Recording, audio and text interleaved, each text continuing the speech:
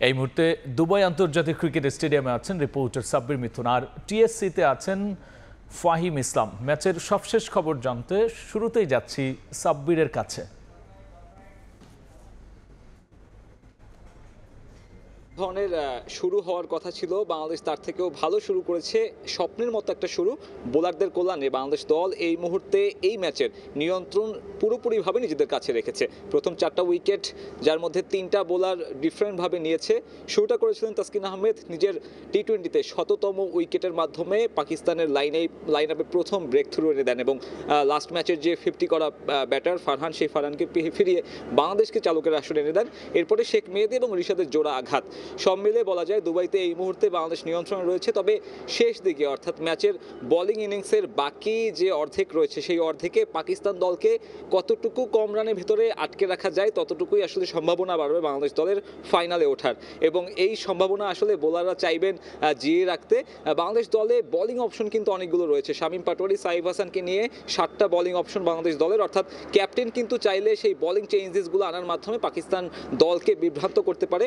জাকের আলী সেই দায়িত্বটা এখন পর্যন্ত ঠিকঠাকভাবে করেছে, এবং জাকের আলী জানেন তাদের দলে ব্যাটিং ইনিংসে লিটন কুমার দাস না থাকার কারণে তাদের কিন্তু একটা বাড়তি চাপ থাকবে। সেই চাপটা এড়াতে হলে বোলারদের মাধ্যমে পাকিস্তানকে যত কম রানে আটকে রাখা যাবে তত বেশি ভালো হবে বাংলাদেশ দলের জন্য, এবং বাংলাদেশ সেই কাজটা করে দেখাতে পারলে ভারতের বিপক্ষে যে ফাইনাল রয়েছে 28 সেপ্টেম্বরে, সেই 28 সেপ্টেম্বর ফাইনালে দেখা যাবে। এবং এই মুহূর্তে দুবাই স্টেডিয়ামে সম্পূর্ণভাবে কিন্তু একদম বাংলাদেশ সমর্থকদের দখলে, এবং এই যদি দুবাইয়ের অবস্থা হয়, আমি এখন জানতে চাচ্ছি আসলে ঢাকা বিশ্ববিদ্যালয়ের অবস্থা কি। সেখানে বড় পর্দায় খেলা দেখছেন, সেখানে রয়েছেন আমার সহকর্মী ফাহিমের কাছ থেকে জেনে নেব ঢাকার দর্শকদের অবস্থা। জানাচ্ছিলেন ম্যাচের খবর। আমি যদি আসলে বাংলাদেশ সমর্থকদের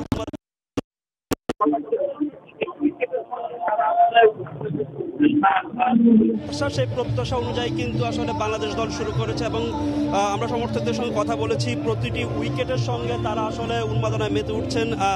সমর্থকরা চেয়েছিলেন আসলে যে বাংলাদেশ দল আজকে পাকিস্তানের বিপক্ষে ভালো করে আসলে ফাইনালে যাক। সেই শুরুটাই কিন্তু জাকের আলী অনেকের দল করেছেন, এবং কি এখন পর্যন্ত আসলে যদি ম্যাচের কথা বলতে চাই, যদি বাংলাদেশ আপার হ্যান্ডে আছে, এবং কি আমরা সমর্থকদের সঙ্গে কথা বলেছি, এবং সহজে আসলে ম্যাচটা আসলে বাংলাদেশ জিতে নেবে। এবং কি সমর্থকদের যদি দেখি, আসলে সমর্থকরা দীর্ঘক্ষণ ধরে আসলে যে লম্বা সময় বাংলাদেশকে সমর্থন দিয়ে যাচ্ছেন।